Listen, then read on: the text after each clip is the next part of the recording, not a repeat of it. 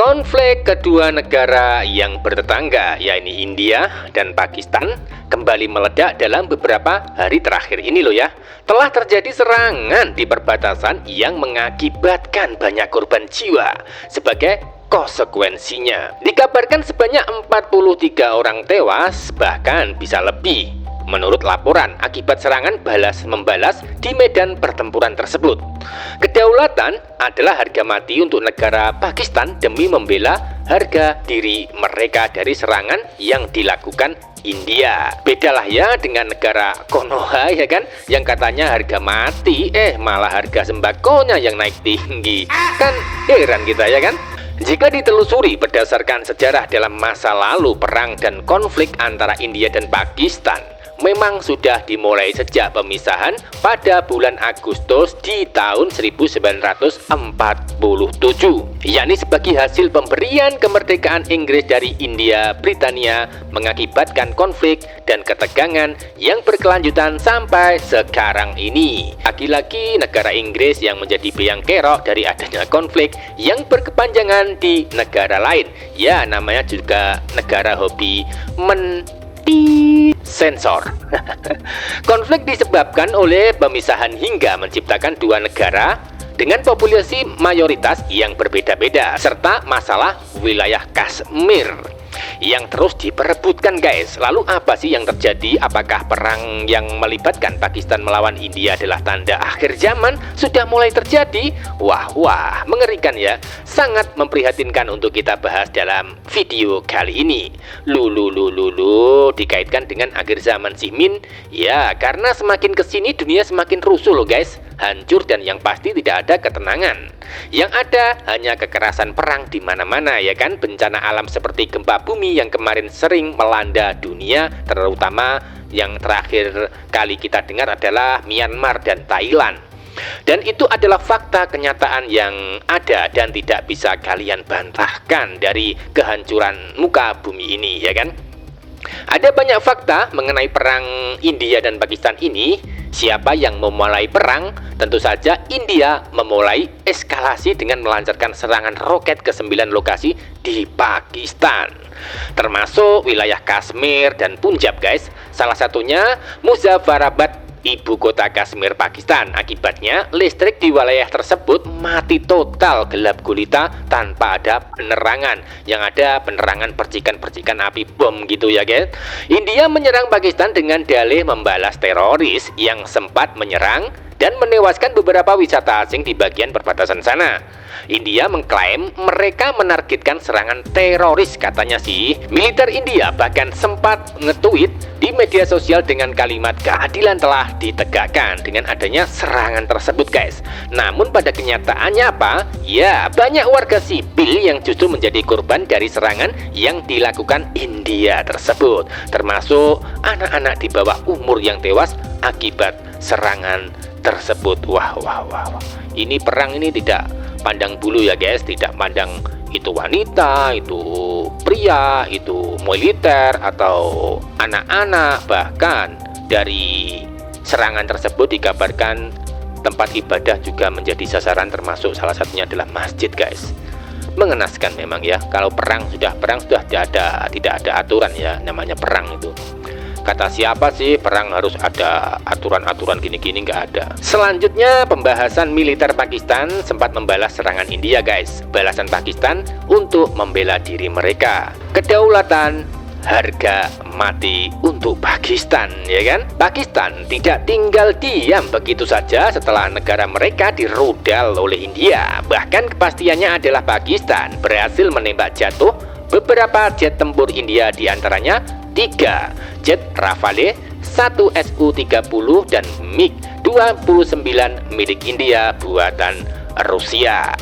Seperti yang kita tahu, Rafale adalah jet tempur buatan Prancis ya. Pada bulan April lalu, India memang sudah membeli 26 jet tempur Rafale tipe M senilai 6,5 miliar euro. Wah, kalau dirupiahkan ya banyak banget guys. Kalau kita belikan es cendol gitu ya, Indonesia banjir kali ya. Menurut desas-desus dan kabar burung yang beredar, kabar burung guys, pilot India berhasil ditangkap loh di dekat Kashmir Dilaporkan tim pertahanan sipil Pakistan ke lokasi ketika jet tempur India sempat dijatuhkan oleh militer Pakistan, guys. 2 pilot India berhasil ditangkap, katanya sih. Belum ada laporan terperinci dan fakta, namun menurut kabar 2 pilot berhasil ditangkap hidup-hidup setelah mereka berhasil menyelamatkan diri dengan menggunakan pelontar dan parasut ketika jet tempurnya itu ditembak jatuh, guys. Pasti ada keamanan parasut yang terbang gitu ya, melontar gitu. Berikutnya, India menyerang kembali setelah jet mereka dijatuhkan. India tidak berhenti, guys. Mereka bahkan meningkatkan serangan roket dan rudal ke Pakistan. Andalan mereka yakni rudal BrahMos. Namun anehnya, guys, sasaran mereka justru menargetkan lembaga-lembaga keagamaan dan masjid setempat. Tidak tinggal diam, guys, ada serangan balik lagi yang sempat dilakukan Pakistan setelah berhasil menjatuhkan jet tempurnya India. Pakistan meluncurkan rudal balistik BVR, rudal udara ke udara dengan jangkauan kurang lebih 40 km ke arah India sebagai serangan balasannya. Belum jelas target balasan yang dilakukan, namun yang jelas menurut kabar sasaran militer Pakistan waktu itu sih pabrik atau gudang militer milik India. Termasuk mungkin salah satunya adalah gudang rudal BrahMos dan sistem pertahanan S-400 milik India. Jet tempur Pakistan lepas landas dari pangkalan udara dan mulai berpatroli di langit Islamabad hingga suasana menjadi semakin mencekam dan membara, guys, karena terjadi pertempuran sengit udara yang melibatkan banyak sekali jet tempur milik militer Pakistan melawan militer India. Gak kebayang ya, guys, pesawat berseliweran gitu ya kan, bawa bom gitu. Wah, kalau di bawah sih sambil syuting-syuting gitu enak nih sebenarnya, tapi ya nyawa taruhannya ya kan. Kabar Pakistan bakal meraih kemenangan, guys, kata siapa sih? Ya, kita bahas dalam ulasan selanjutnya nih. Media televisi Pakistan melaporkan loh, guys, bahkan Pakistan terus berlanjut dalam 2 tahap yang dilakukan. Mereka berhasil menghancurkan markas militer India dan pos pemeriksaan di Kashmir dekat perbatasan. Selain itu, Pakistan juga menghancurkan pos pemeriksaan India di daerah Dana Kashmir dan pangkalan udara Srinagar lewat serangan udara. Keren ya kan? Kalau masalah peralatan militer sih Pakistan tidak terlalu terkenal. Dilihat dari kasat mata sih India unggul ya kan? Tapi siapa tahu, siapa sangka ya kan, Pakistan juga punya strategi yang itu untuk bisa mengalahkan India loh, guys.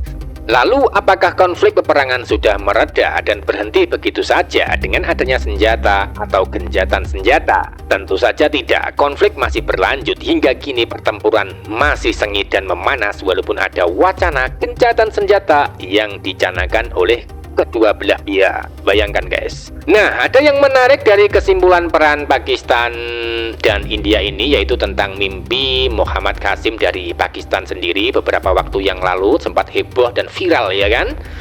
Mimpi Muhammad Qasim pernah heboh dan viral sebelumnya itu adalah banyak yang tidak percaya dan menganggap hanya mitos dan bunga tidur saja. Namun pada kenyataannya apa? Ya, mimpi itu jadi kenyataan saat ini, di mana militer Pakistan sudah mulai berperang dengan India, negara tetangga. Dan selanjutnya pasti apa? Ya, mungkin akan melibatkan banyak negara adidaya yang ikut andil dalam peperangan tersebut. Entah itu terlibat secara langsung atau secara diam-diam di balik layar ya kan. Jadi kesimpulan sudah jelas kalau peperangan yang terjadi saat ini adalah tanda akhir zaman. Tidak bisa dibantah lagi, guys. Karena apa? Karena nuklir itu adalah bom tingkat tinggi yang belum ada tandingannya, guys. Kalau sampai nanti sudah jatuh satu persatu, waduh, nggak kebayang ya kan. Saat ini perang Ukraina melawan Rusia masih berlangsung dan belum berhenti atau belum ada perdamaian ya kan. Selanjutnya perang Israel dan Palestina juga masih memanas dan masih mencakam, bahkan belum ada ujungnya. Entah kapan ujungnya ya kita nggak tahu ya kan. Dan sekarang menyusul perang antara India melawan Pakistan juga sudah terjadi. Dan selanjutnya apa ya, mungkin nunggu negara lain perang lagi berkelanjutan gitu, guys, sampai nanti akhir zaman mungkin ya kan. Rusak ini dunia pasti itu. Dan selanjutnya, apakah Indonesia juga akan terlibat dalam peperangan Perang Dunia Ketiga nantinya? Wah, makin mengerikan karena dibalik itu semua menjadi pengantar Perang Dunia Ketiga sudah di depan mata kita. Jadi harus siap-siap, kemas-kemas ya kan, mau kemana ya nggak tahu, yang penting kita harus siap-siap lah ya. Tinggal menunggu waktu kapan itu akan terjadi, yaitu Perang Dunia Ketiga guys. Menakutkan memang ya, tapi itu tidak bisa dihindari namun harus dihadapi. Entah bagaimana caranya, kita harus tetap menghadapi hidup dengan semangat. Sebab di balik mimpi Muhammad Qasim sebelumnya juga menyatakan kemenangan ada di pihak Pakistan katanya, yang dibarengi dengan kebangkitan umat Islam di sana. Itu artinya ada peluang memang akan menang melawan India, entah itu menang dalam peperangan, perdamaian dan lain sebagainya, entahlah. Tapi yang jelas Pakistan di atas, unggul di atas India.